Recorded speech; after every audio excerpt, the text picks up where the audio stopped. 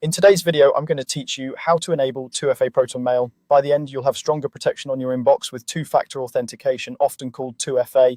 This adds a quick second check when you sign in, dramatically reducing the chance that someone can get in with just your password.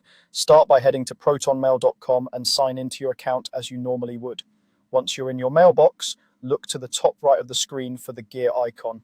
That gear opens your settings, which is where all the security options live. Click the gear, and from the menu that appears, choose All Settings to open the full settings dashboard. Inside the settings, select Account and Password. This is the section that controls your login details and security controls. Scroll until you find the two-factor authentication area. This is where you'll turn on 2FA and choose the method that works best for you. You'll see two main choices, an authenticator app or a security key. If you prefer using your phone, select the Authenticator app option. Proton will show you a QR code on the screen. Open your preferred Authenticator app on your phone, add a new account, and scan that QR code.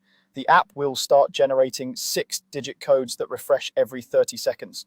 Enter one of those codes back on Proton to confirm and finish setup.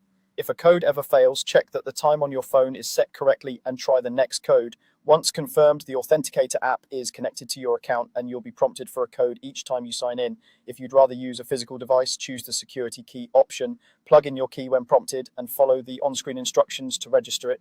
You may be asked to touch the key or press its button to verify it's in your possession.